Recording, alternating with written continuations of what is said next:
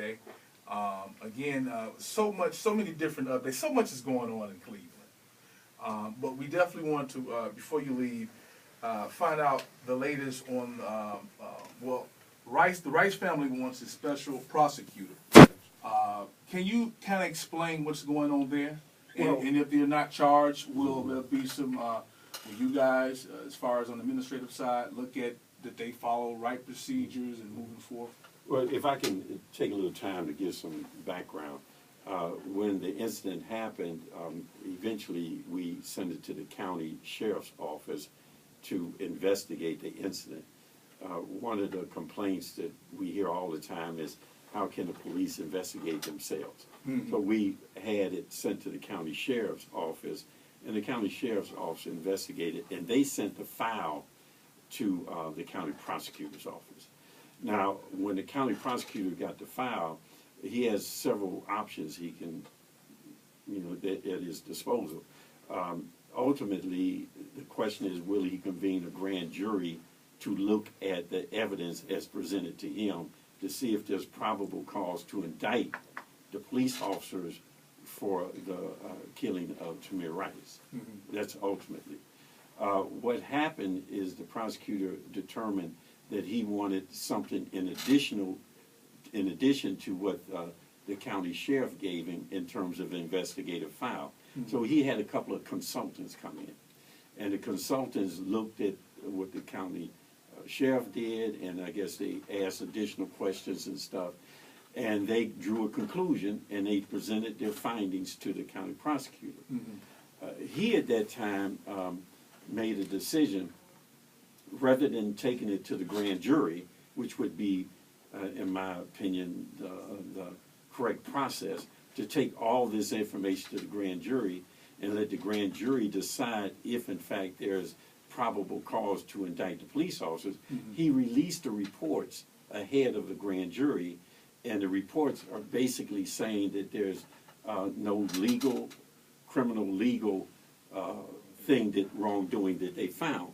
Well, that's a problem, because now people are saying, well, if you're releasing these reports that say that, are you saying in effect that when it goes to the grand jury, is the grand jury just a facade now? Mm-hmm. So the question becomes, is this a violation of due process? Mm-hmm. Does it, because as you know, if you follow the process and you follow the procedures, it's supposed to end up in some just conclusion. Right.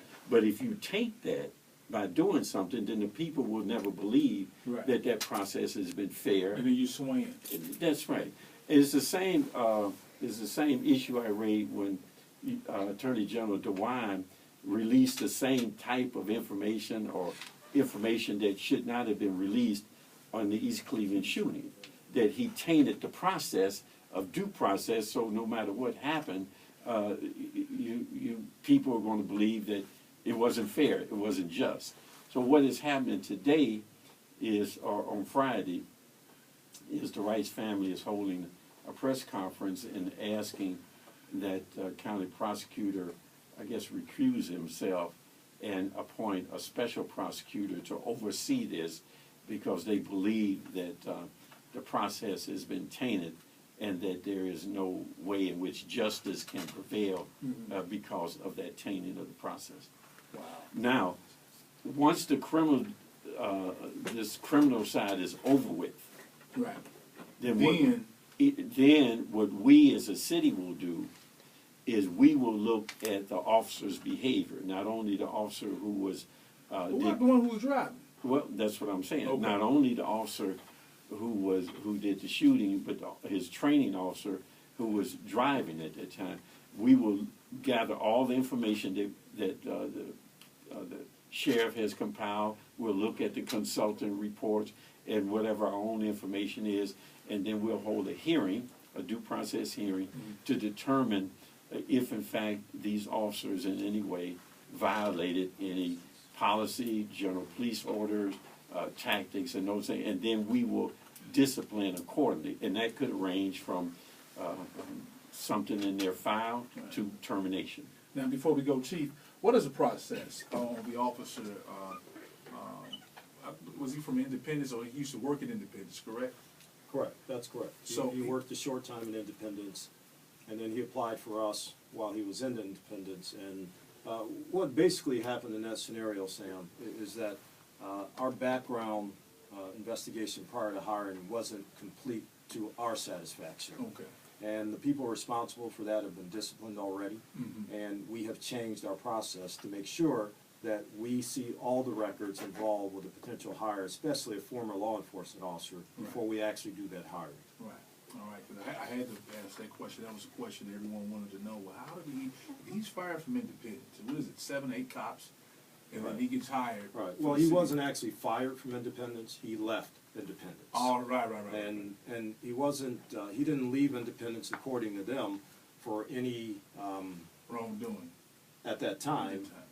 You know, the records basically show that, you know, they didn't think he was gonna make it as a police officer as to what they needed out in Independence. So they mutually decided that he would leave.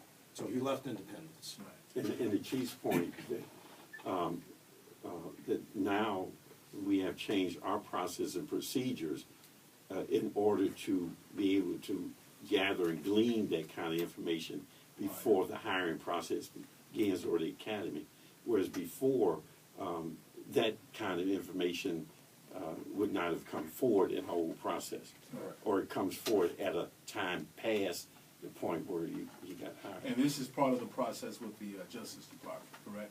No, this is what we're doing. This This is what we're doing. What we're doing is, whenever we recognize that there is a problem in the way in which we do our business, whether it's through the enforcement side or the administrative side, when we recognize that, then we then go about changing that problem into a solution.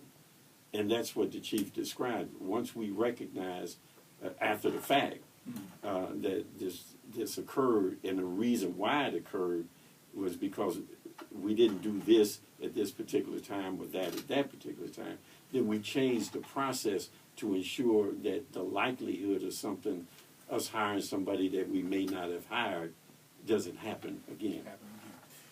Mayor Jackson, Chief Williams, thanks so much for the time. And again,